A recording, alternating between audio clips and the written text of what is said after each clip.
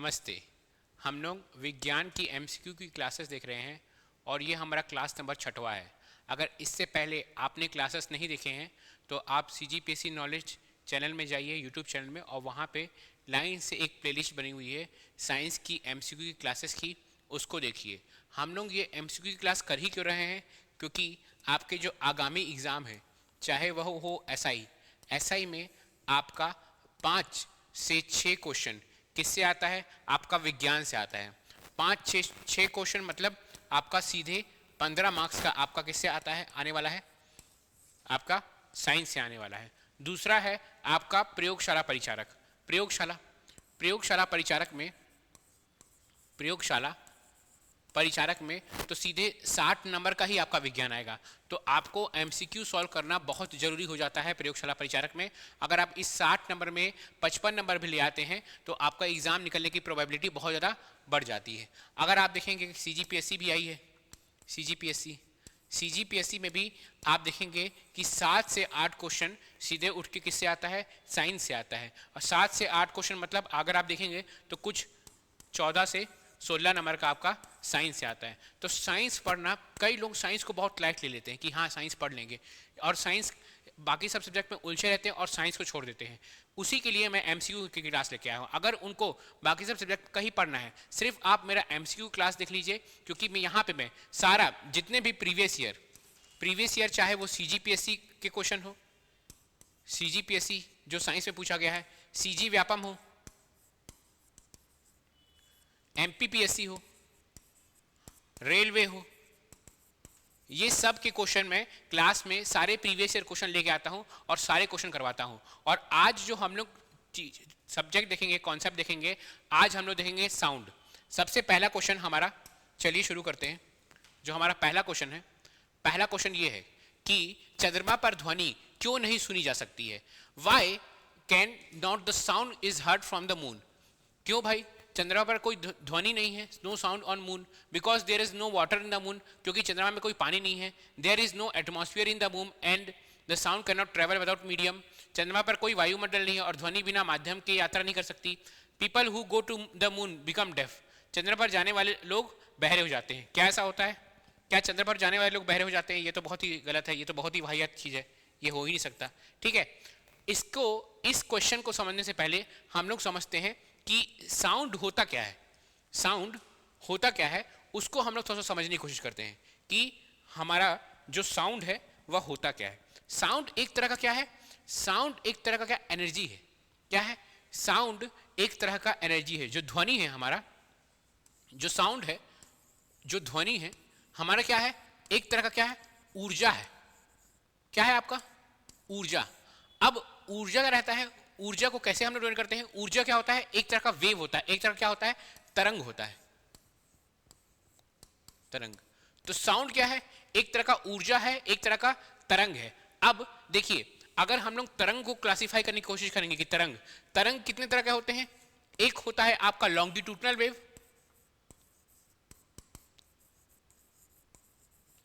जिसको हम लोग अनुप्रस्थ वेव भी कहते हैं, ठीक है, और एक अनुदैर्घ्य वेव भी कहते हैं। एक होता है आपका ट्रांसवर्स वेव, ट्रांसवर्स वेव या ट्रांसवर्स तरंग। ठीक है, क्या हम लोग पढ़ रहे हैं? साउंड पढ़ रहे हैं। देखिए साउंड क्या है? मैं कुछ चीज बोल रहा हूं, तो क्या हो रहा है कि मेरे मुंह से साउंड निकल रहा है, मेरे मुंह से ध्वनि निकल रही है और वह आपके कानों तक पहुंच रही है। तो क्या निकल रही है क्या चीज? यह एक तरह क्या है? एक तरह का ऊर्जा है। और ऊर्जा को क्या कह सकते हैं हम लोग? तरंग भी कह सकते हैं, तरंग या वेव।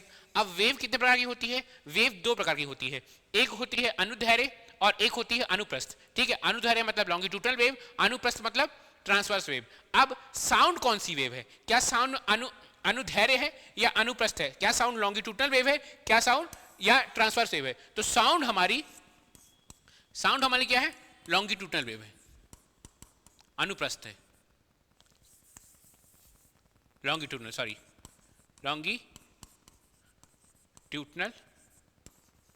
वेव है साउंड। तो आपको ये याद होना चाहिए कि साउंड क्या है? एक लॉन्गिट्यूडनल वेव है। और हम लोग एक और चीज पढ़ते हैं, हम लोग वेव को और दूसरे तरीके से भी क्लासिफाई करते हैं कि साउंड एक यांत्रिक वेव है। अब यांत्रिक वेव या मैकेनिकल वेव क्या होता है? साउंड एक यांत्रिक यांत्रिक या क्या है, यांत्रिक क्या है या मैकेनिकल वेव है। अब साउंड को यांत्रिक या मैकेनिकल वेव क्यों कहते हैं? क्योंकि साउंड के लिए एक मीडियम चाहिए रहता है, एक जरिया चाहिए रहता है, उसको एक जगह से दूसरी जगह जाने के लिए क्या चाहिए रहता है? एक मीडियम, एक जरिया चाहिए रहता है। जैसे कि अगर मैं बोल रहा हूं और तो यहां पे क्या हो रहा है, यहां पे हवा है, अब हवा क्या कर रही है, हवा क्या हो रही है, हवा में कंपन हो रही है, और हवा कंपन हो के क्या हो रहा है, आपके कान तक पहुंच रहा है। अगर कोई भी साउंड बोलता है, अगर कोई भी चीज से, समझ लीजिए है आपका स्पीकर, इस स्पीकर से साउंड निकलता है तो होता क्या है, बेसिकली वो क्या करता है, वह एक वाइब्रेशन क्रिएट करता है, एक कंपन क्रिएट करता है। जब आप मुंह से बोलिएगा और अपना हाथ क्या मुंह के पास लेके आइए तो क्या होगा, आपके लगेगा कि आपके मुंह से हवा निकल रही है। वही हवा क्या कर रही है, वह आसपास के हवा को में वाइब्रेशन या कंपन प्रोड्यूस करती है। वही कंपन क्या होता है कि किसी के कान तक पहुंचता है, वही कंपन क्या करता है, किसी कान पर पहुंचता है और कान के पर्दे को कंपन करता है और हम लोग को कुछ भी चीज सुनाई देता है। तो साउंड में क्या हो रहा है, बेसिकली ये कंपन है। और ये कंपन किस में जा रही है, ये जो कंपन हो रहा है, ये कंपन किसका हो रहा है, यह एयर का हो रहा है, यह एयर या हवा का हो रहा है, कंपन हो रहा है हवा। तो साउंड जहां से साउंड निकल रही है और जहां साउंड जा रही है उसमें किसी माध्यम का सहारा ले रही है। तो साउंड जब भी कोई वेव अगर किसी माध्यम का सहारा लेती है, अगर कोई तरंग है वह जाने में किसी माध्यम का सहारा लेती है तो उसको हम लोग यांत्रिक तरंग कहते हैं। क्या कहते हैं, यांत्रिक तरंग कहते हैं।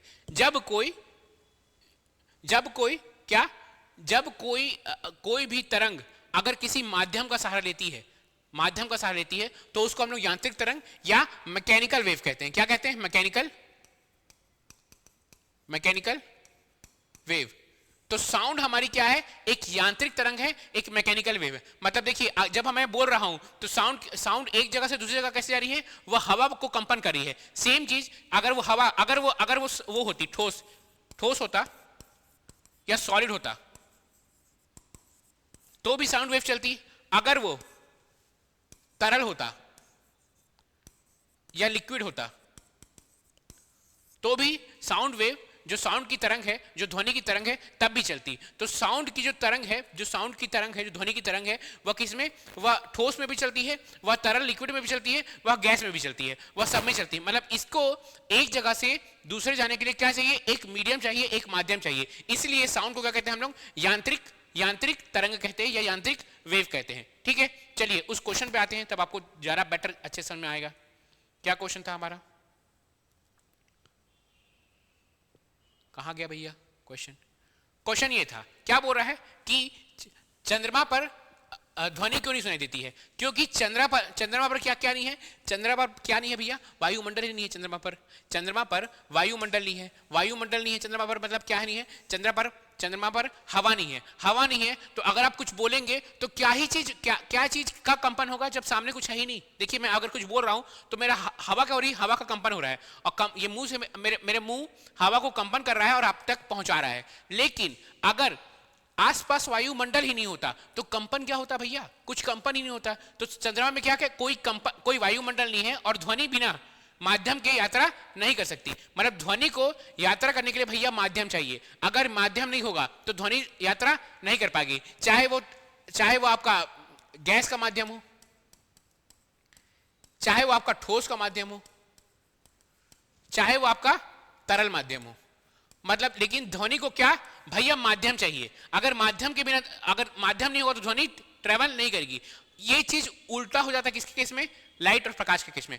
प्रकाश को माध्यम ही नहीं चाहिए, अगर प्रकाश को माध्यम चाहिए रहता है तो कभी भी सूर्य की किरण हमारे तक पहुंच ही नहीं पाती। क्यों नहीं पहुंच पाती सूर्य की किरण हमारे तक? अगर प्रकाश को माध्यम चाहिए रहता तो सूर्य की किरण कभी भी हमारे तक नहीं पहुंच पाती। क्यों नहीं पहुंच पाती भैया? इसे नहीं पहुंच पाती क्योंकि देखिए ये हमारे सूर्य भगवान है, सूर्यदेव जी है, ठीक है, और ये हमारा छोटू सा पृथ्वी है, ठीक है। तो ये बताइए बीच में क्या है, बीच में क्या है, बीच में अंतरिक्ष है। अंतरिक्ष में ना हवा है ना पानी है, तो अंतरिक्ष में क्या है, माध्यम ही नहीं है। अंतरिक्ष में क्या है, वैक्यूम है। अंतरिक्ष में बीच में हवा पानी नहीं है, कोई माध्यम ही नहीं है। तो ये अगर लाइट अगर यहां से हमारी पृथ्वी तक पहुंच रही है तो हम लोग ये कह सकते हैं कि लाइट को, प्रकाश को कोई माध्यम ही नहीं चाहिए भैया। प्रकाश को कोई माध्यम नहीं चाहिए, लेकिन साउंड को, आपका ध्वनि को माध्यम चाहिए, प्रकाश को कोई माध्यम नहीं चाहिए। इसलिए प्रकाश को हम लोग क्या कहते हैं? Electro mechanical, magnetic, electromagnetic wave.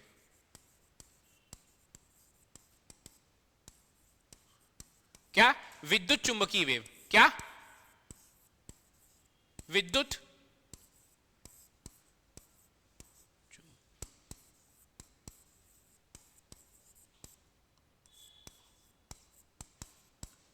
जो हमारा ऐसी तरंग जिसको कोई माध्यम नहीं चाहिए, जिसको कोई माध्यम नहीं चाहिए, किसके लिए? ट्रैवल होने के लिए, जिसको कोई माध्यम चाहिए किसी एक जगह से दूसरी जगह जाने के लिए, वैसी तरंग को, साउंड भी एक तरह का क्या है? आपका ऊर्जा है, तरंग है। साउंड भी तरंग है, लाइट भी तरंग है, जो आपका प्रकाश है वो भी तरंग है। ऐसी तरंग जिसको कोई माध्यम नहीं चाहिए, क्या एक जगह से दूसरी जगह जाने के लिए, वो क्या होता है? विद्युत चुंबकीय तरंग या इलेक्ट्रोमैकेनिकल वेव होता है। तो हमारा जो लाइट है वह इलेक्ट्रोमैकेनिकल वेव है, जो साउंड है वह इलेक्ट्रोमैकेनिकल नहीं, वह मैकेनिकल, वो क्या है? इलेक्ट्रोमैग्नेटिक वेव है। जो हमारा लाइट है वह इलेक्ट्रोमैग्नेटिक विद्युत चुंबकीय वेव है, और जो हमारा साउंड है सिर्फ मैकेनिकल या यांत्रिक वेव है। उसको क्या चाहिए? एक माध्यम चाहिए जाने के लिए। समझ में आ रहा है ना? कोई भी अगर किसी भी तरह का डाउट है तो कॉमेंट में लिखिए, मैं उस डाउट का आपका निवारण करूंगा। ठीक है, ये क्वेश्चन हमारा हो गया। क्या बोल रहा है भैया? इसका आंसर क्या होगा? इसका आंसर, चंद्रमा पर कोई भी वायुमंडल नहीं है और ध्वनि बिना माध्यम की यात्रा करता है। ये CGPSC ADPO का क्वेश्चन है। CGPSC ADPO को एग्जाम होता है भैया, मेरे को नहीं पता कौन सा एग्जाम होता है, CGPSC ADPO का एग्जाम होता है, उसका ये प्रश्न है। ठीक है, चलिए आगे देखते हैं।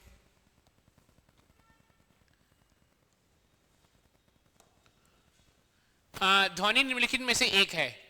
ये क्या है? ज्वारीय तरंग है, यांत्रिक तरंग है, सरफेस तरंग, सतही तरंग है, विद्युत चुंबकीय तरंग है। कौन सी तरंग है? देखिए अभी तुरंत हम लोग पढ़े हैं कि ध्वनि हमारी विद्युत चुंबकीय तरंग नहीं है, ये हमारी क्या है? प्रकाश है। जो हमारी प्रकाश है, जो लाइट है हमारी क्या है भैया? लाइट हमारी क्या है? विद्युत चुंबकीय तरंग है। जो लाइट है हमारी विद्युत चुंबकीय तरंग है, ध्वनि नहीं है, है ना? ध्वनि क्या है हमारी? यांत्रिक तरंग या मैकेनिकल वेव, ये होता है ध्वनि। क्यों होती है ये यांत्रिक तरंग या मैकेनिकल वेव? ध्वनि क्यों होती है भैया यांत्रिक तरंग या मैकेनिकल वेव? क्यों? क्योंकि इसको क्या चाहिए? एक माध्यम चाहिए। बिना माध्यम के ध्वनि नहीं जा सकती एक जगह से दूसरी जगह, लेकिन प्रकाश को बिना माध्यम के ही वह एक जगह से दूसरी जगह जा सकती है। इसलिए प्रकाश वैक्यूम में भी ट्रेवल कर सकती है और इस ध्वनि वैक्यूम में ट्रेवल नहीं कर सकती। प्रकाश कहाँ? निर्वात में भी ट्रेवल कर सकती है, लेकिन ध्वनि हमारी निर्वात में ट्रेवल नहीं कर सकती। ठीक है, कोई मुश्किल, कोई परेशानी बताओ? चलो, क्या बोल रहा है? अल्ट्रासाउंड तरंग के संबंध में कौन सा कथन गलत है? अल्ट्रासाउंड तरंगों के संबंध में कौन सा कथन गलत है? क्या बोल रहा है? which one of the following statement is incorrect regarding ultrasound waves? They are high frequency waves। नहीं भैया, अल्ट्रासाउंड हाई फ्रीक्वेंसी वेव होती है, बहुत हाई फ्रीक्वेंसी होती है अल्ट्रासाउंड की। अल्ट्रासाउंड की क्या होती है? बहुत हाई फ्रीक्वेंसी वेव होती है अल्ट्रासाउंड। तो यह एक उच्च आवृत्ति तरंग है। बहुत सही, बिल्कुल सही है ये। They are used in industry for the medical purpose. उनका उपयोग उद्योगों और चिकित्सा उद्देश्यों के लिए किया जाता है। हाँ, किया जाता है। अल्ट्रासाउंड का उपयोग इसके लिए किया जाता है। तीसरा है, they can travel in a well defined path even in the presence of a obstacle. वे बाधाओं की उपस्थिति में भी अच्छी तरह से अच्छे से परिभाषित पथ पर के बीच में यात्रा कर सकती है। ये भी सही है भैया। Ultrasound can not be reflected back from a defective location. Ultrasound दोषपूर्वक स्थानों से वापस परावर्तित नहीं हो सकती। नहीं, यही तो काम है अल्ट्रासाउंड का।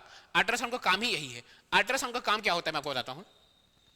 समझ लीजिए कि आप इंडस्ट्री में एक प्लेट बनाए, ये एक प्लेट बनाए,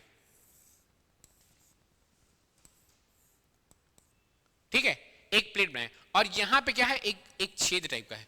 तो अगर आप यहां से अल्ट्रासाउंड भेजेंगे अल्ट्रासाउंड, तो अल्ट्रासाउंड क्या होगा? वो रिफ्लेक्ट होकर वापस आ जाएगी अल्ट्रासाउंड यहां से। ठीक है, बाकी समय क्या होगा? अल्ट्रासाउंड आगे बढ़ जाएगी। ठीक है, अगर जहां पे छेद होगा वहां पे रिफ्लेक्ट होकर वापस आ जाएगी। तो अल्ट्रासाउंड क्या होता है? डिफेक्ट चेकिंग के लिए यूज होता है। अल्ट्रासाउंड काहे के लिए यूज होता है? For checking the defect. Defect checking के लिए अल्ट्रासाउंड का इस्तेमाल होता है ना? तो ultrasound cannot be reflected from a defective location, it can be located। मतलब अल्ट्रासाउंड दोषपूर्ण स्थानों पे वापस परावर्तित नहीं हो सकता है भैया, यही गलत है हमारा आंसर, ये गलत है, मतलब ये कथन हमारा गलत है। चलिए नेक्स्ट क्वेश्चन करेंगे। क्या है हमारा नेक्स्ट क्वेश्चन? ठोस से गैसीय माध्यम में जाने पर ध्वनि की गति डैश होती है। The speed of light dash as it passes from solid to liquid medium. इसको हम लोग थोड़ा सा देखते हैं फिर आगे बढ़ते हैं। स्पीड ऑफ लाइट क्या बोल रहा है? जो ध्वनि की गति है भैया, जो ध्वनि की गति है,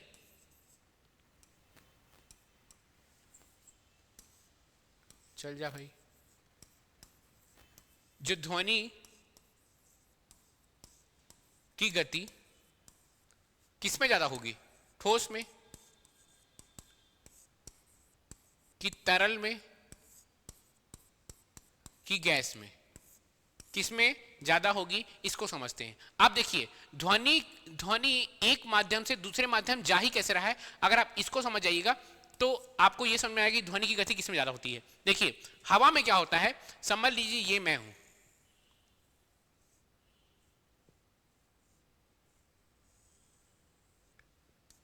ये मैं हूं, मैं क्या कर रहा हूं, मैं बोल रहा हूं। जैसे मैं बोलूंगा क्या होगा कि मैं आसपास की हवा को क्या करूंगा, कंपित करूंगा। फिर ये हवा कंपन होने लगेगी, ये हवा इसको मारेगी, है ना। अब ये हवा कंपन होने लगेगी तो ये क्या इसको मारेगी, ये कंपन होने लगेगी तो ये इसको मारेगी, ये कंपन होगी तो इसको मारेगी, ये कंपन होगी तो इसको मारेगी, ये कंपन होगी तो इसको मारेगी। देखिए क्या हो रहा है, हवा कंपन, एक कंपन हो रही है फिर दूसरे को मारी, दूसरी कंपन हो रही तीसरे को मारी, तीसरी कंपन हो रही चौथी को मारी है, ठीक है। अब देखिए अब जो गैस रहता है, आपको पता है गैस क्या रहता है, कम घनत्व होता है। तो ये जब कंपन हो रही है, ऐसे ऐसे कंपन हो रही है, तो इसको मारने में इतनी दूरी तय करना पड़ रहा है। तो इसमें कंपन में, इसमें जब ये कंपन हो रही है तो इसको एक कुछ दूरी तय करना पड़ रहा है। अगर आप देखिएगा तरल पदार्थ में, तरल मतलब लिक्विड में, जो आपका तरल पदार्थ रहता है, जो लिक्विड रहता है, अगर समझ लीजिए ये पानी है, पानी में इतनी दूर नहीं रहता है, थोड़ा पास ही रहता है। पानी में जो आपके कण रहते हैं, जो अणु रहते हैं, वो क्या रहते हैं, आपके परमाणु रहते क्या रहते हैं, वो पास पास रहते हैं। पानी के परमाणु, पानी में जो आपके परमाणु रहते हैं वो क्या रहते हैं, एटम जो रहते हैं वो पास पास रहते हैं। गैस में दूर दूर रहते हैं। तो जब ये कंपन होगा, यहां से मैं कुछ बोलूंगा तो ये कंपन होगा, तो ये जल्दी इसको मार देगा। तो मतलब क्या, इसमें कंपन जल्दी आगे बढ़ेगी, इसमें पानी में। अब देखिए एक लेते हैं, एक ठोस, ठोस लेते हैं, है ना। हम लोग तरल देख लिए, तरल देख लिए, आप एक ठोस लेते हैं। ठोस में क्या होता है, ठोस में अगर आप देखेंगे तो देखिए जो आपके परमाणु रहते हैं ठोस में एकदम पास पास रहते हैं भैया, एकदम पास पास। तो उसमें क्या होता है, ठोस में क्या हो रहा है, ठोस में अगर आप ध्यान देंगे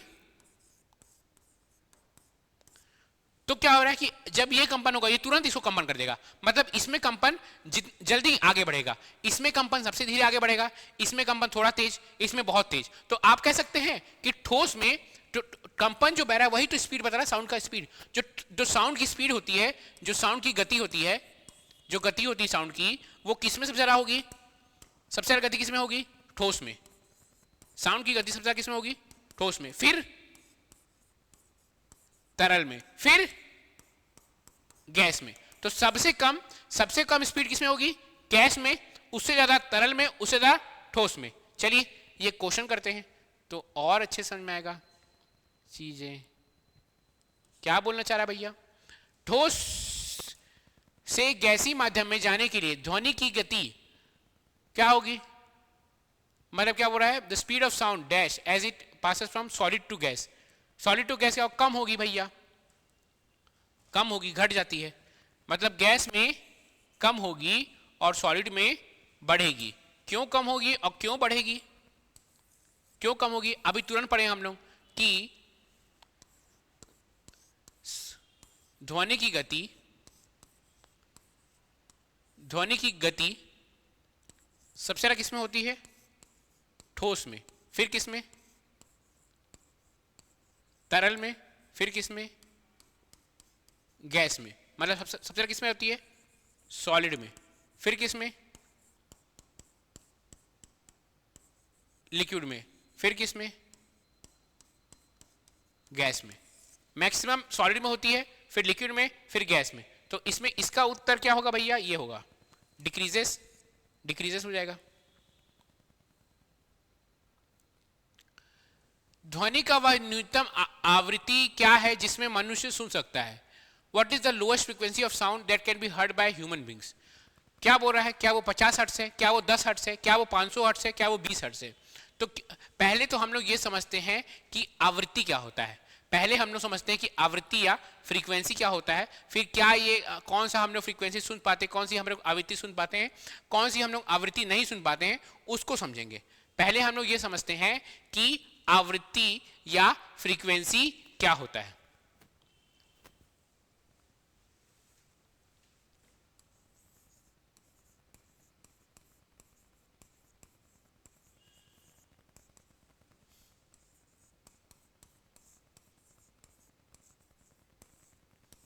ठीक है, अब समझ लीजिए हम लोग, मैं आपको आवृत्ति समझाना चाहता हूं। हम लोग आप पढ़े हैं कि साउंड क्या है? साउंड एक वाइब्रेशन है। वाइब्रेशन मतलब क्या है? एक कंपन है।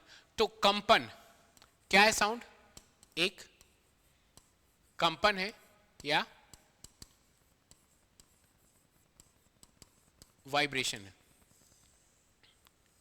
अगर मैं इसका परिभाषा लिखूंगा तो what is frequency? Frequency is number of vibration पर सेकेंड। मैं अगर इसका परिभाषा लिखूंगा, नंबर ऑफ वाइब्रेशंस पर सेकेंड, ये होती है फ्रीक्वेंसी। क्या होती है फ्रीक्वेंसी? नंबर ऑफ वाइब्रेशंस पर सेकेंड, मतलब कंपन प्रति सेकेंड।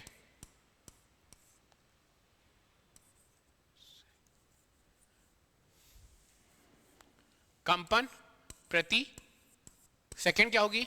मतलब एक सेकेंड में कितनी कंपन होती है।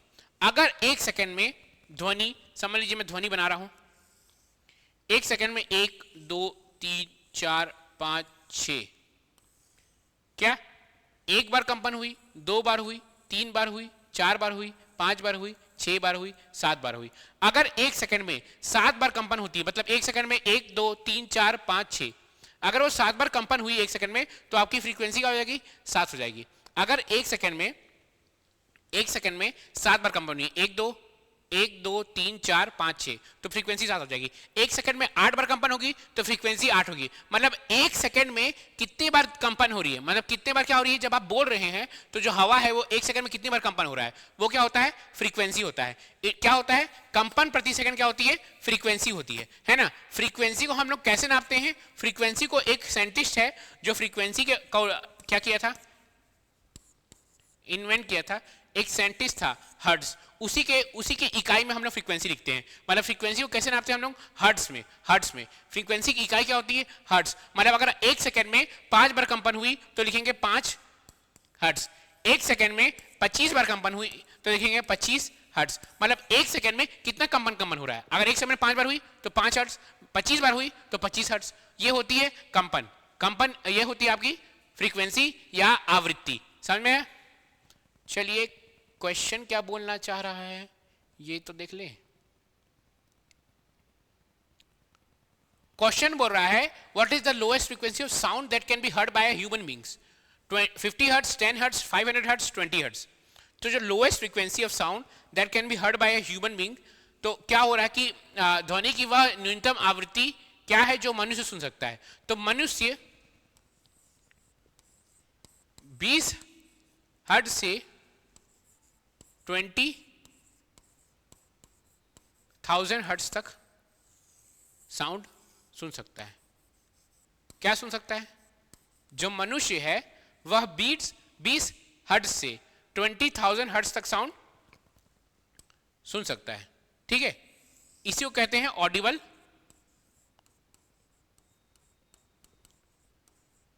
फ्रीक्वेंसी या आवृत्ति।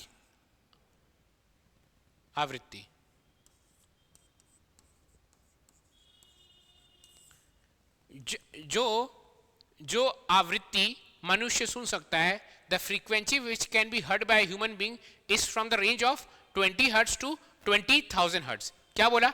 The frequency range which can be heard by human beings is 20 hertz to 20,000 hertz. मतलब 20 हर्ट्ज से 20,000 हर्ट्ज की फ्रीक्वेंसी मनुष्य सुन सकता है, इंसान सुन सकता है, ह्यूमन बीइंग सुन सकता है। ठीक है, तो इसका उत्तर क्या होगा भैया? न्यूनतम क्या है? 20 हर्ट्ज दिया है, हाँ ये तो दिया उत्तर 20 हर्ट्ज, तो इसका उत्तर होगा 20 हर्ट्ज। ठीक है, चलिए लेट्स मूव फॉरवर्ड।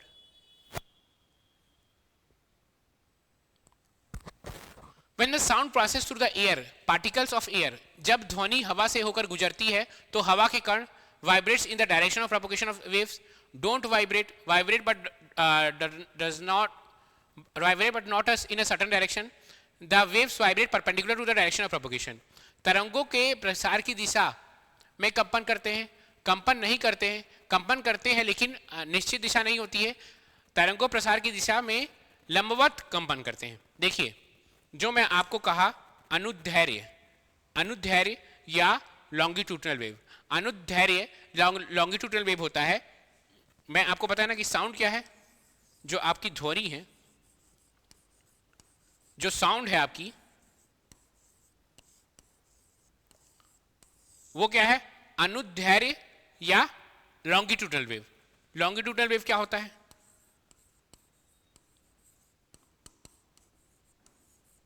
क्या होता है भैया लॉन्गिट्यूडनल वेव? जब साउंड, समझ लीजिए साउंड इस दिशा में जा रहा है, ठीक है, और कंपन भी हवा इसी दिशा में कर रही है, मतलब ऐसे ऐसे कंपन हो रही है और इसी दिशा में आगे बढ़ी है। क्या हो रहा है? ऐसे ऐसे कंपन हुआ, फिर ऐसे ऐसे कंपन हुआ, फिर ऐसे ऐसे कंपन हुआ, फिर ऐसे ऐसे कंपन हुआ, मतलब साउंड भी इसी दिशा में जा रहा है और कंपन भी इसी दिशा में हो रहा है, तो वो क्या होता है? वो क्या होता है? आपका लॉन्गिट्यूडनल वेव। तो इसमें देखेंगे, अगर इसका आंसर देखेंगे, तरंगों के प्रसार की दिशा में कंपन रहते हैं, मतलब vibrate in the direction of propagation of wave, क्योंकि साउंड क्या है? साउंड एक लॉन्गिट्यूडनल वेव है। साउंड एक क्या है? लॉन्गिट्यूडनल या अनुदैर्घ्य वेव है। और ये जो है तरंगों के प्रसार की दिशा पर लंबवत होती है, इसको कहते हैं ट्रांसवर्स या अनुप्रस्थ वेव। इसी को कहते हैं जो प्रकाश होती है, इसको कहते हैं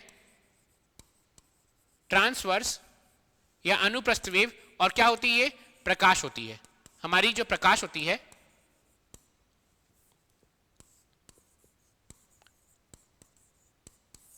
वह ट्रांसवर्स या अनुप्रस्थ वेव होती है। तो ये तो लाइट की बात कर रहा है। साउंड वेव क्या है? तरंगों के प्रसार की दिशा में कंपन होती है, मतलब क्या हो रहा है?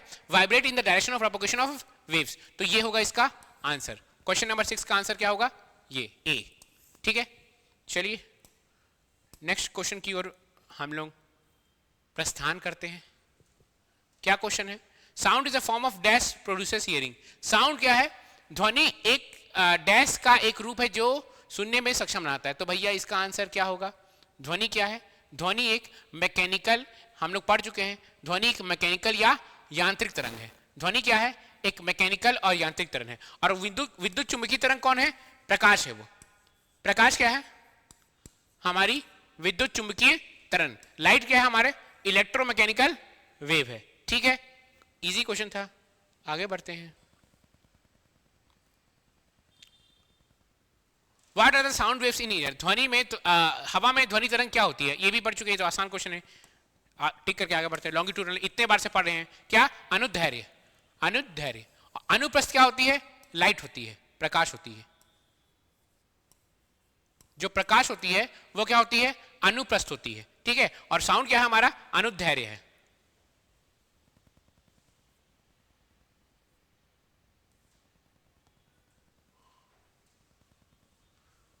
देखिए ये जो आपका क्वेश्चन है, ये क्वेश्चन है RRB, railway recruitment board, NTPC, non technical popular category. RRB NTPC 2019 का जो पेपर हुआ है ना, उसका ये क्वेश्चन है। क्या क्वेश्चन है भैया?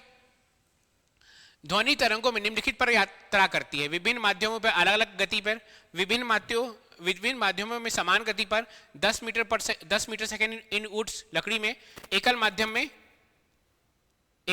में गति, मतलब स्पीड इन सिंगल मीडियम। तो आपको पता है, अभी हम लोग पढ़े कि अगर हम लोग का स्पीड ऑफ साउंड, जो गति है ध्वनि की, वह किसमें सबसे ज्यादा होगी? ठोस में, सॉलिड में, फिर किसमें? तरल में, लिक्विड में, फिर किसमें? गैस में। मतलब तो क्या होगा?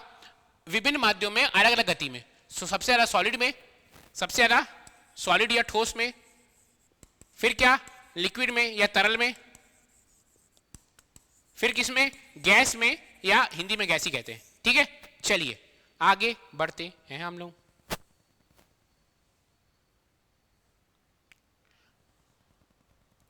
भाई वीडियो को लाइक भी कर दिया करो, इतना मेहनत करता हूं, ये पीडीएफ बनाने में, हिंदी लिखने में तो हालत खराब हो जाती है मेरी। आप लोग अगर वीडियो देखते हैं तो प्लीज वीडियो को लाइक और शेयर किया कीजिए, क्योंकि आज ज्यादातर लोगों तक पहुंचे तो अच्छा भी लगता है कि लोग देखते हैं। ठीक है, for human the audible waves are, मनुष्यों के लिए श्रव्य तरंगे क्या है, तरंगे वे है, क्या है भैया, मनुष्यों के लिए श्रव्य तरंगे वे हैं, कौन सी हैं, जिनकी आवृत्ति 20 हर्ट्ज से कम है, जिनकी आवृत्ति 20 से 2000 हर्ट्ज तक है, जिनकी आवृत्ति 20 से 20000 हर्ट्ज के बीच में है, जिनकी आवृत्ति 20000 हर्ट्ज के बीच में है।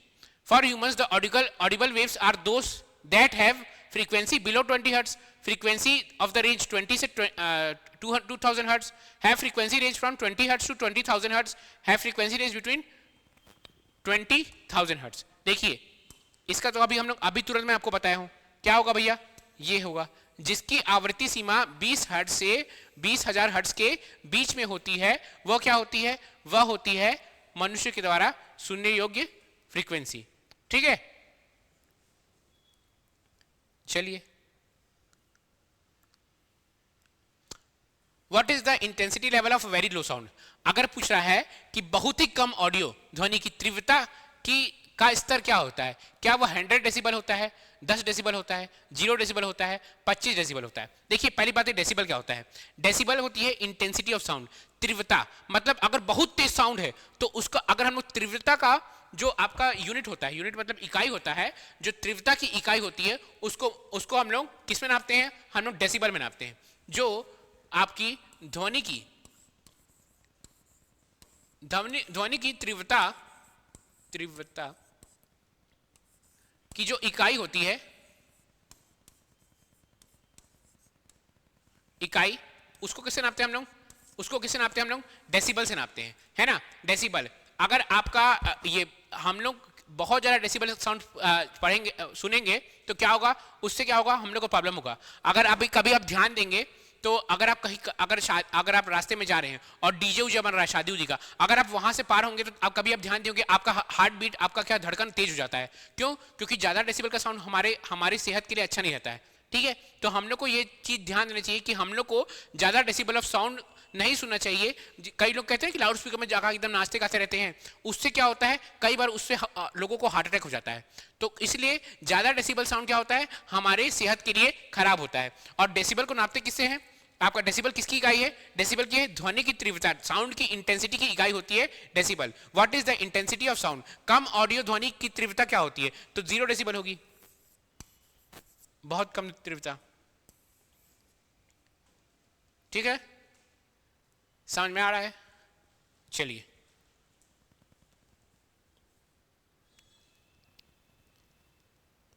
What is the frequency of ultrasonic wave, ultrasonic तरंगों की आवृत्ति क्या होती है, 20 हर्ट्ज से 20 किलोहर्ट्ज के बीच में, 20 किलोहर्ट्ज से कम, 20 किलोहर्ट्ज से अधिक, और कोई बैंडविड्थ परिभाषित नहीं है। क्या बोल रहा है, what is the frequency of ultrasonic wave, 20 hertz to 20 kilohertz, less than 20 kilohertz, more than 20 kilohertz, no bandwidth. तो देखो भैया क्या है, 20 से 20 किलोहर्ट्ज, ये तो हम लोग अभी सुने कि इतना क्या होता है, इतना होती है ऑडिबल साउंड जो हम लोग सुन सकते हैं, जो इंसान सुन सकता है वो क्या होता है 20 से 20000 किलो, मतलब 20000 किलोहर्ट्ज, है ना। इससे जो ज्यादा होगा वो क्या होगा, अल्ट्रासोनिक होगा। मतलब 20000 किलोहर्ट्ज से जो ज्यादा साउंड होगा वो होगा अल्ट्रासोनिक साउंड, और इससे जो कम होगा वो इंफ्रासोनिक होगा। मतलब कुल मिला के हम लोग सुन सकते हैं 20 से 20000 हर्ट्ज, जो हम लोग सुन सकते हैं। अगर 20000 से ज्यादा हो गया तो अल्ट्रासोनिक साउंड हो गया, और 20 से कम हो गया तो इंफ्रासोनिक साउंड हो गया। सोनिक मतलब सुन सकते हैं, सोनिक, है ना। 20000 से ज्यादा हुआ तो अल्ट्रा मतलब बहुत बड़ा अल्ट्रा है भैया, अल्ट्रासोनिक। और 20 से कम हुआ तो इंफ्रा छोटा, इंफ्रा मतलब छोटा होता है, इंफ्रासोनिक। ठीक है, तो अल्ट्रासोनिक साउंड का क्या होता है, इसका अगर उत्तर हम लोग देखने की कोशिश करेंगे, समझने की कोशिश करेंगे तो क्या होगा भैया, 20000 हर्ट्ज से अधिक, कितना, 20000 किलो हर्ट्ज से अधिक होता है हमारी अल्ट्रासोनिक साउंड। अल्ट्रासोनिक साउंड कितनी होती है? 20,000 किलोहर्ट्ज से अधिक होती है। चलिए आगे बढ़ते हैं। What is the frequency of ultrasonic sound? ये डेसिबल में दिया, ये क्वेश्चन गलत है। ये क्वेश्चन डेसिबल में होता ही नहीं है फ्रीक्वेंसी। फ्रीक्वेंसी को हम लोग किस में नापते हैं? हमेशा हर्ट्ज में नापते हैं, हर्ट्ज में। और डेसिबल को हम लोग किस में नापते हैं? डेसिबल को किस में नापते हैं हम लोग? डेसिबल किसकी इकाई है? क्या बोला मैं? साउंड की इंटेंसिटी की। साउंड की तीव्रता की इकाई क्या होती है? तीव्रता की डेसिबल। और हम लोग आवृत्ति को किस में नापते हैं? हर्ट्ज में नापते हैं। तो ये क्वेश्चन गलत है। चेंज, गलत टाइपिंग हो गया होगा। क्या बोल रहा भैया? क्या बोलना चाह रहा है ये बोल रहा है कि sound wave with frequency below the audible range are called. श्रव्य सीमा जो आवृत्ति वाली ध्वनि से, ध्वनि तरंगों से, आवृत्ति वाली ध्वनि तरंगों को कहा जाता है। श्रव्य सीमा से कम आवृत्ति वाली ध्वनि तरंगों को क्या कहा जाता है? बताइए। अल्ट्रासोनिक, सुपरसोनिक, 2 बार अल्ट्रासोनिक, अल्ट्रासाउंड, इंफ्रासोनिक। तो मैं अभी आपको बताया था कि क्या होता है, अगर 20 से 20 किलो हर्ट्ज है तो इससे आगे अल्ट्रासोनिक, इससे कम इंफ्रासोनिक, तो होगा इंफ्रासोनिक। क्या बोल रहा है? श्रव्य सीमा से कम आवृत्ति वाली ध्वनि तरंगों को क्या कहा जाता है? जो हम लोग सुन नहीं सकते उससे कम, क्या होगा? इंफ्रासोनिक। इंफ्रासोनिक, यही पास याद कीजिए। देखिए आपके पास समय नहीं है। हर इंसान को लगता है कि मेरे पास बहुत समय है, अभी मैं आराम से ऐसे हाथ फोल्ड करके आराम से मैं वीडियो देखूंगा। कई लोग ना एक बहुत बड़े वहम में रहते हैं। मैं ये देखा हूँ, उन लोग क्या करते हैं, उन लोग पढ़ने के लिए चालू करते हैं, कॉपी किताब खोलते हैं और फिर यूट्यूब खोल लेते हैं। फिर यूट्यूब में कुछ पढ़ाई का ही वीडियो देखते रहते हैं, लेकिन वो पढ़ाई के वीडियो को वो देखते नहीं है, बस वो अपने मन को वहम बना दे रहे हैं कि हाँ मैं देख रहा हूँ। उसमें उस वीडियो में वो दिमाग नहीं लगा रहे हैं। जैसे मैं अगर ये क्वेश्चन पढ़ा रहा हूँ तो आपको करना चाहिए कि आपको वीडियो को पॉज करके खुद सोचना चाहिए कि इसका आंसर क्या होगा। फिर इसका आंसर दे के आप फिर वीडियो को चलाइए कि ठीक है, फिर चेक कीजिए कि मैं सही बता रहा हूँ कि नहीं बता रहा हूँ। अगर आप मेरा और आपका सेम हो गया तो ठीक है, आंसर सही है। ठीक है, अगर आपका आंसर गलत हुआ तो आप उसको वहीं बस पॉज कीजिए और याद कीजिए उस चीज को। कई लोग क्या करते हैं, बस वीडियो देखते रहते हैं, सुबह से शाम लेकर कोई ना कोई वीडियो, टीचिंग का वीडियो देखते रहेंगे और अपने मन को बेवकूफ बनाते हैं कि मैं पढ़ रहा हूं। ऐसे पढ़ाई नहीं होती है। अगर आप वीडियो देख रहे हैं और आप अपने दिमाग नहीं चला रहे हैं तो वो पढ़ाई नहीं हो रही है। आप बस वीडियो देख रहे हैं क्योंकि आप 5 मिनट के लिए देखेंगे फिर उसको भूल जाएंगे। इसीलिए मैं आपको कहता हूं कि जब भी आप वीडियो देखिए, खासकर साइंस का और मैथ्स का वीडियो को आपको ऐसा देखना चाहिए कि आपको वीडियो को पॉज करके आपको खुद सॉल्व करना चाहिए। आपको अपने दिमाग पर प्रेशर डालिएगा। जितना ज़्यादा आप दिमाग में प्रेशर डालिएगा उतना ज़्यादा चीज़ें आपको याद होगी। अगर आप दिमाग में प्रेशर नहीं डालिएगा, अगर आप बस मेरा वीडियो को अगर आप बस ऐसे चालू करके हाथ मोड़ के देखेंगे तो आप कल फिर भूल जाएंगे सब कुछ चीज़ों को। इसलिए मैं आपको बोलता हूं कि एक पेन और कॉपी लेके रखिए, जो चीज नया लग रहा है उसको लिखिए, उसको नोट कीजिए, उसको बार बार रिवीजन कीजिए। आप कभी ध्यान दिए होंगे, आप जब सीजीपीएससी की तैयारी कर रहे होंगे या किसी भी एग्जाम की तैयारी करते होंगे तो आखिरी में सिलेबस बहुत सारा हो जाता है। आप जो 2-3 महीना पढ़े होंगे सब कुछ आपका पूरा भूल जाता है। फिर लगता है कि यार मैं इसको कब रिवीजन करूँ, मेरे पास टाइम ही नहीं बचा।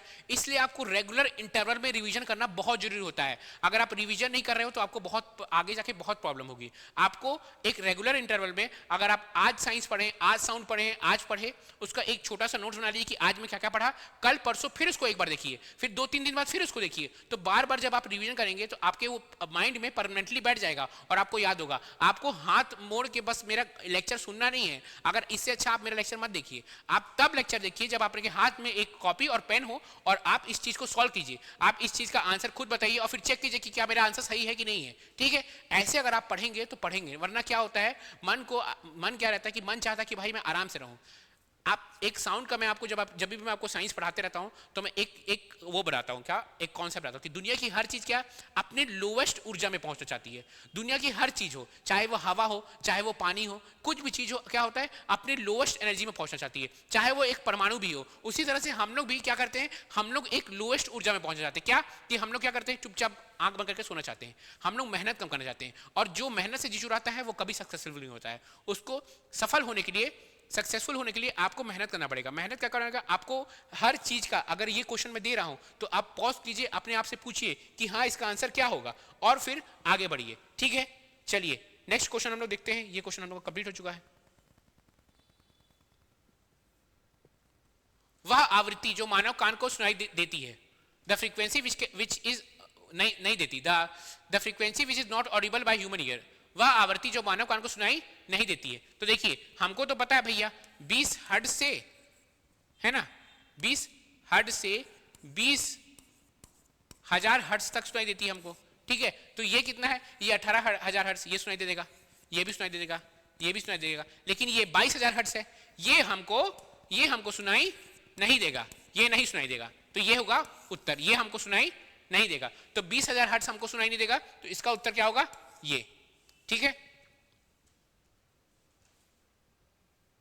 चलिए, what is the frequency of infrasonic waves, ये आपको बता चुका हूं, ये हम लोग बहुत आसान क्वेश्चन, इसको बार बार क्यों कर रहे हैं हम लोग। लेस देन, जो इंफ्रासोनिक तरंग की आवृत्ति क्या होती है, लेस देन 20 हर्ट्ज। चलिए, ये क्वेश्चन अच्छा है, ये क्वेश्चन अच्छा है, ये क्वेश्चन आप, इसका मैं उत्तर नहीं बताऊंगा, कैसे सॉल्व करेंगे वो बताऊंगा, आप इसका आंसर कमेंट में लिखिएगा, ठीक है। क्या है question, the sound wave travels at a speed of 340 meter per second, ध्वनि तरंग 340 मीटर की गति से यात्रा करती है, यदि इसका तरंग दैर्घ्य 2 सेंटीमीटर है तो तरंग की आवृत्ति क्या होगी। If the wavelength is 2 centimetre, what is the frequency of the wave. देखिए इसका एक फॉर्मूला है, v इज इक्वल टू, चल जा भैया, v is equal to f lambda. अब इसमें क्या क्या चीज है, v क्या है, वेग है, वेग आपको दे चुका है, कितना दे चुका है, 340 मीटर पर सेकेंड। f क्या है, आपकी आवृत्ति है, इंग्लिश में फ्रीक्वेंसी इसलिए f लिखते हैं। f क्या है आपकी, f नहीं दिया हुआ है, यही निकालना है ना। लैम्डा आपको दिया हुआ है, लैम्डा दिया हुआ है। वेवलेंथ, लैम्डा क्या होता है, वेवलेंथ, तरंग दैर्घ्य, ये कितना दिया हुआ है, वेवलेंथ, वो दिया है 2 सेंटीमीटर। इसका आप उत्तर कमेंट में बताइएगा। देखिए बस आपको f निकालना है ना, f निकालना है, इसका उत्तर आप जरूर कमेंट में बताइएगा। देखते हैं कौन सही से उत्तर दे पाता है इसका, ठीक है। चलिए,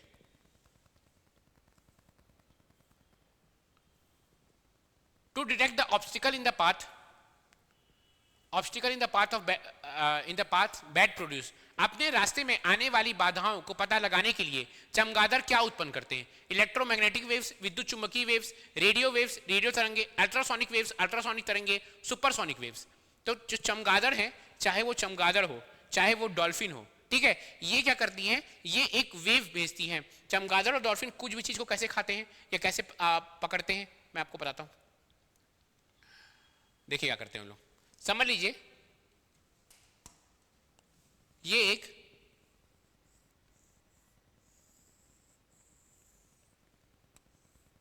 बहुत सुंदर चमगादड़ बन गया। मेरे को विश्वास नहीं है कि इतना अच्छा चमगादड़ मैं बना सकता हूं, ठीक है। ये क्या है, ये चमगादड़ है।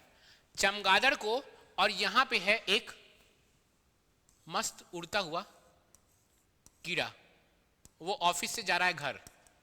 ये जो कीड़ा है, ये उड़ता हुआ वो ऑफिस से घर जा रहा है कीड़ा। तो क्या हो रहा है, ये चमगादड़ देखा कि भैया ये कीड़ा है, अब चमगादड़ को ये कीड़ा को खाना है। तो चमगादड़ क्या करता है, चमगादड़ भेजता है वेव। और कौन सा चमगादड़ तरंग भेजता है, चमगादड़ भेजता है अल्ट्रासोनिक तरंग, भेजा तरंग। अब चमगादड़ को कहना, चमगादड़ का मैथ्स आपसे अच्छा है, चमगादड़ को यह पता है कि ये जो अल्ट्रासोनिक तरंग है इसका स्पीड क्या है, इसकी गति, स्पीड क्या है, इसकी गति क्या है, इसकी गति, ठीक है, इसकी गति पता है। और चमगादड़ भेजा, समझ लीजिए इसकी गति थी 330 मीटर पर सेकेंड। चमगादड़ को इसकी गति पर चल गई 330 मीटर पर सेकेंड। अब ये क्या किया, ये तरंग गया, इससे टकराया, जैसे इस कीड़े से टकराया तरंग टकराकर वापिस आया, और चमगादड़ वो तरंग पता कर, ये तो मैं ही तरंग भेजा था भैया, चमगादड़ को पता है कि मैं ही तरंग भेजा था, तरंग टकराकर वापस आया। चमगादड़ को पता है भैया कि जो मैं तरंग भेजा था उसकी स्पीड कितनी है। अब चमगादड़ को यह भी पता चलेगा कि भैया मैं 10:02 में भेजा था और 10:03 में आ गया है। मतलब चमगादड़ को यह भी पता है कि समझ लीजिए 30 सेकंड में मेरा तरंग वापस आ गया है। चमगादड़ को क्या क्या चीज पता है, चमगादड़, क्योंकि चमगादड़ का ही तरंग है ना, अल्ट्रासोनिक वेव है चमगादड़ का ही है, तो वो भेजता है किसका 330 मीटर पर सेकंड से भेजता है, और उसको पता है कि टकरा कर जब उसके पास वापस तरंग आया तो उसको समय भी पता है। तो चमगादड़ का मैथ्स क्या है आपसे भी अच्छा है। चमगादड़ को पता है क्या होता है, चमगादड़ को पता है कि गति क्या होती है, दूरी बटे समय होती है, दूरी बटे समय होती है। तो चमगादड़ इस फॉर्मूला से क्या बोलता है, क्या क्या निकाल लेता है, दूरी इज इक्वल टू गति। चमगादड़ को पता है, चमगादड़ के पास घड़ी है तो समय भी जान जाता है चमगादड़, ठीक है। तो चमगादड़ इससे दूरी निकाल कि अच्छा ये कितना दूर है, ये तो भैया 5 सेंटीमीटर की ही दूरी में है, और चमगादड़ उसको खा के मस्त इसका जिंदगी, इसके पति पत्नी का जिंदगी उजाड़ देता है, ठीक है। तो चमगादड़ ऐसे आपका काम करता है। तो चमगादड़ क्या भेजता है, चमगादड़ भेजता है अल्ट्रासोनिक वेव्स। इसको क्या कहते हैं, इसको एक और चीज कहते हैं, इसको कहते हैं इको लोकेशन। क्या कहते हैं इसको इंग्लिश में, इको लोकेशन भी कहते हैं, ठीक है। तो चमगादड़ भेजेगा अल्ट्रासोनिक वेव्स। चलिए देखते हैं क्या है क्वेश्चन हमारा। क्वेश्चन था, क्वेश्चन है भैया हमारा अपने रास्ते में आने वाले बाधाओं को पता लगाने के लिए चमगादड़ क्या उत्पन्न करते हैं। तो चमगादड़ क्या उत्पन्न करते हैं, चमगादड़ उत्पन्न करते हैं हमारा अल्ट्रासोनिक वेव्स। क्या, अल्ट्रासोनिक तरंगे। चलिए, what is the speed of sound in air, हवा में ध्वनि की गति क्या है, 370 मीटर, 343 मीटर पर सेकंड, 434 मीटर पर सेकंड, 383 मीटर पर सेकंड। इसको तो आपको याद करना पड़ेगा, इसका कोई कॉन्सेप्ट नहीं है। ये 343 मीटर पर सेकंड, हवा में ध्वनि की गति क्या है, 343 मीटर पर सेकंड, ठीक है। चलिए नेक्स्ट क्वेश्चन देखते हैं हम लोग। ध्वनि के संबंध में निम्नलिखित में से कौन सा कथन सही है, यह 330 से 350 मीटर पर सेकंड की गति से यात्रा करता है, हाँ भाई बिल्कुल सही है। यह एक यांत्रिक तरंग है, हाँ भाई बिल्कुल सही है। इनमें यात्रा करने के लिए किसी भी प्रकार की माध्यम की आवश्यकता नहीं होती है, ये क्या बोल दिया भाई, यह लंबी दूरी तक यात्रा नहीं कर सकती, ठीक है। तो देखिए क्या बोल रहा है ये, इसमें क्या, अगर हम लोग अंग्रेजी पढ़ते हैं तो it travels with a speed of 350 meter per second, ये तो बिल्कुल सही है दोनों, ये तो हमारा सही है। क्या बोल रहा है, गलत ना, गतल बोल रहा हूं, बताओ गलत। ये यांत्रिक तरंग है, ये भी हमारी सही है, बिल्कुल सही है। They do not require any medium for travel, पागल है क्या, बिना मीडियम के तो ट्रेवल, इन लोगों को मीडियम चाहिए रहता है, ठीक है। तो ये गलत है, they do not require any medium, इनको क्या चाहिए रहता है, इन्हें यात्रा करने के लिए क्या किसी माध्यम की आवश्यकता, ये गलत है। और उत्तर हमारा यही सही है, मतलब जो अगर आप देखेंगे तो हमारा उत्तर सी आंसर इज राइट, क्योंकि कौन सा स्टेटमेंट गलत है। चलिए देखते हैं आगे। What is the effect of pressure on the speed of sound, ध्वनि की गति पर दबाव का क्या प्रभाव पड़ता है, क्या प्रभाव पड़ेगा भाई, मतलब जो अगर आपका प्रेशर है, जो दाब है, उस पर ध्वनि की गति पर क्या प्रभाव पड़ता है। तो देखते हैं, क्या पढ़ के देखते हैं क्या क्या बोल रहा है भैया। The speed of sound increases with increase in the pressure and vice versa, दबाव की वृद्धि के साथ ध्वनि की गति बढ़ जाती है ना। और the speed of sound decreases with the increase in pressure, दबाव की वृद्धि के साथ ध्वनि की गति कम हो जाती है। The speed of sound is not affected by pressure, ध्वनि की गति दबाव से प्रभावित नहीं होती है।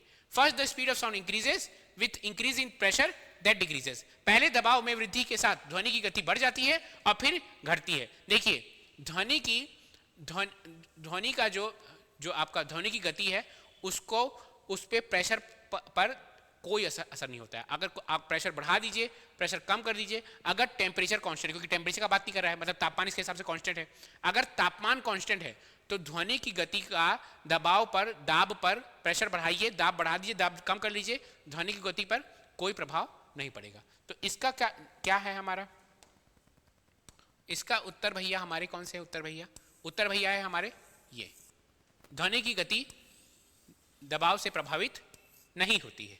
चलिए नेक्स्ट क्वेश्चन करते हैं। क्या क्वेश्चन है भैया, ध्वनि संचारण के समय माध्यम के कणों के उच्च घनत्व वाले क्षेत्र को क्या कहते हैं। मतलब क्या बोल रहा है, the area of high density of a particle in medium at the time of sound transmission is called, क्या बोलता है ये? अपवर्तन, कंपन, प्रतिध्वनि, संपीड़न। तो इसको मैं थोड़ा सा आपको समझाता हूं, फिर आगे बढ़ेंगे इसमें। देखिए, समझ लीजिए ये एक आपका ब्लूटूथ स्पीकर है, ठीक है। अब इस ब्लूटूथ स्पीकर को आप इसमें आप गाना बजा रहे हैं, ठीक है।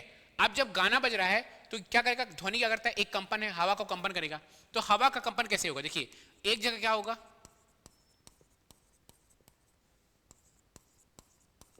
हवा जो कंपन होगी और हवा बहुत पास पास रहेगा, और एक जगह क्या रहेगा?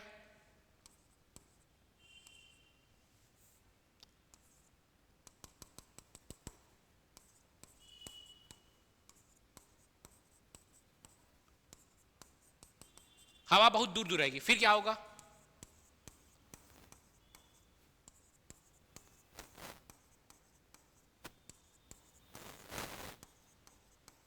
एक जगह क्या हुआ? देखिए, अगर आप ध्यान दीजिएगा तो इधर हवा बहुत पास पास है, तो इसको संपीड़न या कंप्रेशन कहते हैं। इधर हवा बहुत दूर दूर रहती, तो इसको रेयरफेक्शन कहते हैं। फिर क्या हुआ? हवा फिर से बहुत पास पास हो गए, तो इसको क्या कहते हैं? संपीड़न। मतलब क्या होता है? एक संपीड़न, कंप्रेशन और रेयरफेक्शन, कंप्रेशन और रेयरफेक्शन, कंप्रेशन और रेयरफेक्शन का एक क्षेत्र बन जाता है। मतलब एक सीरीज ऑफ कंप्रेशन और रेयरफेक्शन बन जाता है। तो उसको क्या कहेंगे हम लोग? जब एक सीरीज ऑफ कंप्रेशन और रेयरफेक्शन बन जाता है, वैसे ही साउंड ट्रेवल करता है। साउंड कैसे ट्रेवल करता है? क्या होता है? एक सीरीज ऑफ कंप्रेशन, रेयरफेक्शन। आपको याद रहिए, कंप्रेशन क्या होता है? हाई प्रेशर वाला जोन। हाई प्रेशर वाला जोन को क्या कहते हैं? कंप्रेशन कहते हैं। और लो प्रेशर वाले जोन को क्या कहते हैं? रेयरफेक्शन। हाई प्रेशर वाले जोन को कंप्रेशन और लो प्रेशर वाले जोन को रेयरफेक्शन, ठीक है। तो साउंड कैसे ट्रेवल कर रहा है? कंप्रेशन, संपीड़न, विरलन, रेयरफेक्शन, संपीड़न, विरलन, है ना। संपीड़न, विरलन, संपीड़न, विरलन का एक सीरीज बन जाता है, और उसी को हम लोग, ये हाई प्रेशर जोन रहता है कि यहाँ पे हवा बहुत पास पास है। ये रेयरफेक्शन, ये क्या होता है? Low pressure zone. जो विरलन रहता है, विरल जोन रहता है, वो क्या होता है? लो प्रेशर जोन, क्योंकि यहाँ हवा बहुत दूर दूर रहती है, ठीक है। तो अब हम लोग क्वेश्चन देखते हैं। हम लोग का क्वेश्चन क्या बोलना चाह रहा है हमसे? हमारा क्वेश्चन बोलना चाह रहा है the area of high density, अरे ध्वनि के संचारण के समय माध्यम के कणों के उच्च घनत्व वाले क्षेत्र को क्या कहते हैं? तो क्या कहते हैं उच्च घनत्व वाले क्षेत्र को भैया? उच्च घनत्व वाले क्षेत्र को कंप्रेशन या संपीड़न, क्या बोलेंगे? संपीड़न। मतलब एक जगह जो हवा है एकदम पास पास है, एक जगह दूर दूर है, तो उसको संपीड़न, विरलन, संपीड़न, विरलन। चलिए आगे बढ़ते हैं।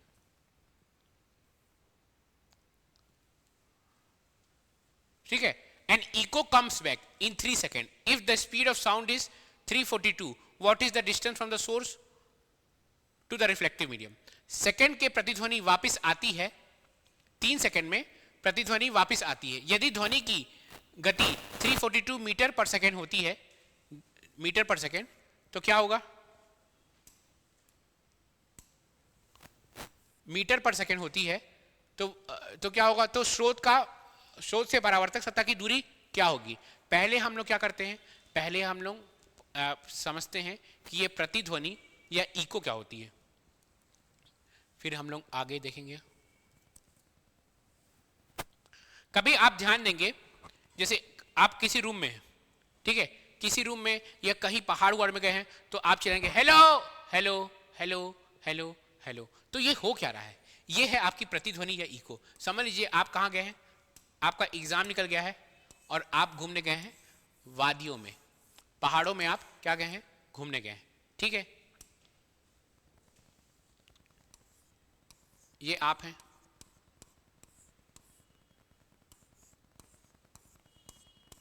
ठीक है। आप क्या बोले? आप बोले, आप चिल्लाए हेलो एग्जाम निकल गया मेरा, तो क्या होगा? ये आपकी जो आवाज है वह जाएगी, ठीक है। पहले इससे टकराएगी, अब इससे टकराकर एक आवाज वापस आएगी, ठीक है। इससे टकराई है तो ये वापस आ रही है, लेकिन कुछ आवाज क्या जाएगी? इससे भी टकराएगी, इस वाले पहाड़ से, फिर वापस आएगी। उसको आने में थोड़ा टाइम लगेगा, उस आवाज को आने में टाइम लगेगा। फिर कुछ जो आवाज है वह इस वाले पीछे वाले पहाड़ से टकराएगी, उसको आने में और टाइम लगेगा। तो इसलिए होता है हेलो बोले तो सामने वाले बाहर से टकरा कर आया वापस, तो वो आप पहले सुन लिए। फिर आप एक हेलो बोले तो जो दूसरा, फिर आप जो आपका जो वॉइस है जो हेलो वाला था वो पीछे वाला उससे बाहर से टकराया, फिर वो वापस आया। तो क्या हो रहा है कि एक ही आवाज को आप हेलो को 2-3 बार सुन सकते हैं। इसी को क्या कहते हैं आप? प्रतिध्वनि। प्रतिध्वनि होने के लिए 3-4 चीज का होना बहुत जरूरी है। प्रतिध्वनि होने के लिए जो आदमी बोल रहा है ना, सोर्स, और जहां से जिस पहाड़ से टकराकर हमारा ध्वनि वापस आया, जिस पहाड़ से टकराकर हमारा ध्वनि वापस आ रहा है, उसके बीच की दूरी कम से कम 17.2 मीटर होनी चाहिए। अगर उससे कम रही तो आपकी प्रतिध्वनि नहीं होगी, इको नहीं होगी। मतलब आपकी 17.2 मीटर की दूरी होनी चाहिए। मतलब 18 मीटर हुआ तभी भी चलेगा, 19 मीटर हुआ तो तभी चलेगा, लेकिन अगर आपका 16 मीटर भी हुआ तभी भी आपकी प्रतिध्वनि या इको नहीं होगी। हम लोग आप पढ़े इको। अगर आपका 16 मीटर भी हुआ तो आपका इको क्या होगा? नहीं होगा। तो जब आप टकरा कर वापस आ रहा है तो कम से कम आपके बोलने वाले जो आप जो बोल रहा है, जो सोर्स है ना, और जहां से टकरा कर वापस आ रहा है उसके बीच की दूरी कितनी होनी चाहिए? कम से कम 17.2 मीटर। और जो बोल रहा है, जब आप बोले और आपकी जो आवाज है, जो टकरा कर जो आपकी आवाज रिफ्लेक्ट होकर जो वापस आई, उसके बीच में जो टाइम गैप होना चाहिए वो कम से कम 0.1 सेकंड होना चाहिए। मतलब आपका जो आप जो बोले और फिर जो टकरा कर आपकी वॉइस जो वापस आ रही है, ठीक है, जो रिफ्लेक्ट होकर है ना, जो आपकी वॉइस वापस आ रही है, उसके बीच में जो आपकी जो वो समय होना चाहिए बोलने वाले और जो रिफ्लेक्ट के वापस आने के लिए, कम से कम 0.1 सेकंड होना चाहिए। ये दोनों चीज अगर आपका फॉलो हो रहा है तभी आपको इको या प्रतिध्वनि सुनाई देगी। अगर नहीं होगा तो इको या प्रतिध्वनि आपकी सुनाई नहीं देगी। चलिए, ये हुआ इको पर का कंडीशन, है ना। इन एयर नहीं, हवा की बात करें हम लोग, हवा की, ठीक है, जिसमें आपकी स्पीड रहती है, speed of sound is 342 meter per second. ये तो कांस्टेंट रहती है। हवा में जो आपकी स्पीड ऑफ साउंड होती है वो कांस्टेंट होती है 342, मतलब 342 343 आसपास रहती है, उसी के आसपास रहती है ना, मीटर पर सेकेंड के आसपास। चलिए क्वेश्चन देखते हैं, क्या क्वेश्चन है। क्वेश्चन हमारा ये है कि echo comes back in 3 second. मतलब जो समय लिया है, जो टाइम बता रहा है, जो टाइम है वो कितना है? 3 सेकेंड, ठीक है। और आपकी ध्वनि की गति कितनी दे दी है? गति कितनी दी है? 342 मीटर पर सेकेंड। तो क्या पूछ रहा है आपका? स्रोत से परावर्तक की सतह की दूरी। देखिए, आप ये है, आप यहां से बोले, है ना, यहां से आप बोले, है ना। अब यहां से आपकी स्पीड कितनी है? 342 मीटर। और यहां से समझ लीजिए, यहां से टकराकर आपका वापस आया। इसको जो वापस आने में समय लग रहा है, जब टकराकर वापस आया तो 3 सेकंड लग रहा है, ठीक है। फिर ये क्वेश्चन को आप कमेंट में बताइएगा। आप बताइए आपको क्या होता है? दूरी क्या होती है? दूरी क्या होती है आपकी? समय गुणनफल गति। आपको गति दिया हुआ है, समय दिया हुआ है, आपको दूरी निकालनी है। आप इसका आंसर कमेंट में बताइएगा। मैं सबका आंसर चेक करूंगा, जितने लोग देख रहे हैं, कि आप कमेंट में सही आंसर दे रहे हैं कि नहीं। जरूर कमेंट में आंसर दीजिए। जितना आप इंटरेक्टिव बनेगा उतना अच्छा रहेगा, उतना बेटर मेरे को लगता है पढ़ाने में, कि हाँ बच्चे देख रहे हैं, बच्चे रिस्पॉन्स कर रहे हैं, ठीक है। और मैं क्वेश्चन लेके आऊंगा, उतना बेटर क्वेश्चन लेके आऊंगा, क्योंकि मैं चाहता हूँ कि हाँ सब लोग देखें। इतना मेहनत अगर मैं कर रहा हूँ तो आप लोग सब लोग देखें और आप लोग के लिए ये हेल्पफुल हो, फ्रूटफुल हो। क्योंकि क्वेश्चन बड़ी मुश्किल से खोजना पड़ता है। पहले सारा एमसीक्यू खोजो, फिर एमसीक्यू में, क्योंकि बहुत सारे एमसीक्यू क्या होता है, अगर आप घट्टा चक्कर देखेंगे तो एक ही क्वेश्चन को 50 बार रिपीट किया रहता है और उसमें होता है टाइम बर्बाद। लेकिन देखिएगा, इसमें क्या करता हूं मैं जो क्वेश्चन को रिपीट किया रहता है, जो कॉन्सेप्ट को रिपीट किया रहता है, उसको मैं लाता ही नहीं हूं। क्यों? क्योंकि हम लोग को नया नया कॉन्सेप्ट जितना देखेंगे उतना हमारे लिए पढ़ाई के लिए फ्रूटफुल होगा, ठीक है। सेम क्वेश्चन है, what is the approximate minimum distance between source and reflector for echo. ये तो आपको मैं बता चुका हूं। ये वाला क्वेश्चन कितना होना चाहिए? Minimum distance 17। मतलब क्या बोल रहा है? प्रतिध्वनि के लिए स्रोत और परावर्तक के बीच में लगभग न्यूनतम कितनी दूरी होनी चाहिए? तो स्रोत और परावर्तक के बीच में न्यूनतम कितनी दूरी होनी चाहिए? 17 मीटर। 17 मीटर की दूरी होनी चाहिए। ठीक है, क्वेश्चन नंबर 25 है, ध्वनि तरंगों में परावर्तन द्वारा उत्पन्न ध्वनि की पुनरावृत्ति क्या होती है? तो क्या होती है वो? What is the repetition of sound produce by reflection of sound? ये अभी हम लोग पढ़े हैं। क्या होती है? इको होती है। इसी को कहते हैं, इसी चीज को हम लोग क्या कहते हैं? इको कहते हैं। इसी चीज को हम लोग क्या कहते हैं? प्रतिध्वनि कहते हैं। इको या प्रतिध्वनि कहते हैं। ठीक है, ये फिर न्यूमेरिकल है। न्यूमेरिकल क्वेश्चन मैं चाहता हूं कि न्यूमेरिकल क्वेश्चन आप जितना सॉल्व करें उतना बेटर है। फिर न्यूमेरिकल क्वेश्चन है वही है कि एक पत्थर से टकराकर क्या आ रहा है? साउंड वापस आ रहा है, तो उसका क्या निकालना है? डिस्टेंस निकालना है। इसका भी आप क्या कीजिएगा? इसका भी सॉल्यूशन आप कमेंट में लिखिएगा। क्वेश्चन देख लीजिए, क्वेश्चन को आप वो क्या कर लीजिए, स्क्रीनशॉट कीजिए, स्क्रीनशॉट, या आप वीडियो को पॉज कर लीजिएगा, वीडियो को पॉज करके कीजिएगा क्वेश्चन को, है ना। To hear different echo the minimum distance between obstruction from the source and the sound. विभिन्न प्रतिध्वनि सुनने के लिए शुद्ध ध्वनि से अवरोध ध्वनि में न्यूनतम दूरी कितना होना चाहिए? अभी हमने उसको पढ़े हैं, कितना होता है? 17.2 मीटर होना चाहिए। चलिए आगे देखते हैं। What are the roof and the wall of the auditorium covered to reduce echo? प्रतिध्वनि को कम करने के लिए ऑडिटोरियम या छतों की दीवारों में किससे रखा जाता है? देखिए क्या हो रहा है कि जब आप कभी आप किसी हॉल में गए होंगे तो ना आवाज एकदम अजीब टाइप की आती है। वो भी जो अजीब टाइप की आवाज आती है वो क्या होती है? प्रतिध्वनि, या उसको रिवर्बरेशन भी कहते हैं इंग्लिश में। क्या होता है? अगर समझिए ये हॉल है, ठीक है, मैं आपको एक चीज समझाना चाहता हूँ। देखिए ये एक हॉल है, यहां से आप स्पीक बोल रहे हैं, तो क्या होता है? अगर ये बहुत बड़ा हॉल है ना, तो ध्वनि यहां पे टकराया, टकरा कर वापस आया, फिर यहां पे टकराया, फिर वापस आया, फिर यहां पे टकराया, फिर वापस आया, फिर यहां पे टकराया, फिर वापस आया। अगर आप इसको देखिएगा तो अगर समझिए एक खाली हॉल है और वहां पे जैसे कि मैं यहां पे बोल रहा हूं, यहां पे बहुत बड़ी खाली हॉल है क्योंकि मैं वीडियो रिकॉर्ड कर रहा हूं, तो क्या हो रहा है? ध्वनि ना एकदम सही ध्वनि नहीं आ पा रही है, थोड़ी सी ना मिक्स ध्वनि आ रही है। क्यों हो रही है? क्योंकि क्या हो रही है? ध्वनि क्या होती है? ध्वनि जो आप ध्वनि का जो परावर्तन होता है वो किसी भी एकदम हार्ड सरफेस से टकरा कर वापस आ जाती है। लेकिन हम अगर आप खाली हॉल या खाली रूम में देखिएगा और आप बोलने की कोशिश कीजिएगा, देखिएगा आपको ना एकदम क्लियर सुनाई नहीं देता, एकदम अलग टाइप का साउंड सुनाई देता है। अगर आपको ये इमेजिन करना है, अगर आपको ये देखना है कैसे होगा, तो आप किसी खाली रूम में जाइए जहां पे कुछ भी चीज नहीं है, अब वहां पे बोल के देखिए, वहां पे जो आवाज आती है आपकी नॉर्मल आवाज नहीं आती, वहां पे तो अलग टाइप की आवाज आती है। क्यों? क्योंकि वहां पे क्या होती है? प्रतिध्वनि होती है। क्या होती है वहां पे?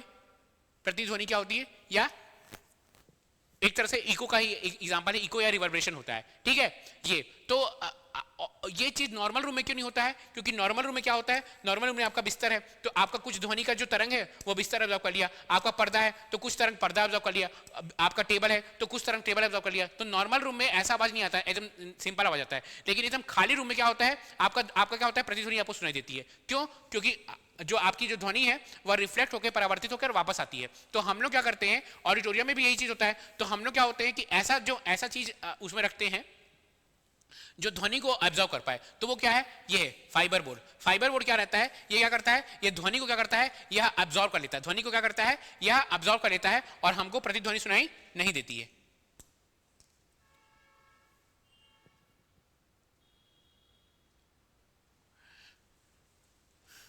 प्रतिध्वनि लगातार एकाधिक होने के कारण एक से अधिक बार सुनाई जा सकती है, सुनी जा सकती है। क्यों भैया? क्यों? वर्गीकरण के कारण, विवर्तन के कारण, परावर्तन के कारण, अपवर्तन के कारण। किसके कारण होता है? तो क्या होता है? रिफ्लेक्शन कारण। रिफ्लेक्शन होता है, रिफ्लेक्शन साउंड होता है। क्या होता है? परावर्तन होती है साउंड की। साउंड क्या होती है? परावर्तन या रिफ्लेक्शन होती है साउंड की। ठीक है, to hear a distinct echo the time between original sound and the reflected sound. स्पष्ट प्रतिध्वनि सुनने के लिए मूल ध्वनि और परावर्तित ध्वनि के बीच में समय अंतर कितना होना चाहिए? आपको मैं बताया था जब आपको अभी ध्वनि पढ़ा रहा था, तो समय अंतर कितना होना चाहिए? 0.1 सेकेंड। ठीक है, चलिए आपका साउंड का क्वेश्चंस, जितने भी इंपॉर्टेंट क्वेश्चन थे मैंने साउंड के सारे इंपॉर्टेंट क्वेश्चन करा दिए हैं। सीजीपीएससी में जितने भी क्वेश्चन आ चुके हैं, सीजी व्यापम में जितने क्वेश्चन आ चुके हैं, सारे क्वेश्चन करा दिए हैं। हम लोग नेक्स्ट क्लास में मिलते हैं। नेक्स्ट साल में क्लास में मैं फिर से विज्ञान के नए नए क्वेश्चन के एमसीक्यू लेके आऊँगा। आप जरूर वीडियो देखिए, वीडियो को लाइक कीजिए, वीडियो को शेयर कीजिए, ज़्यादा से ज़्यादा लोग को पहुँचाइए कि ताकि मुझे भी अच्छा लगे और मैं और अच्छे अच्छे क्वेश्चन ला सकूँ। ठीक है, तब तक के लिए कल मिलते हैं। Goodbye, take care.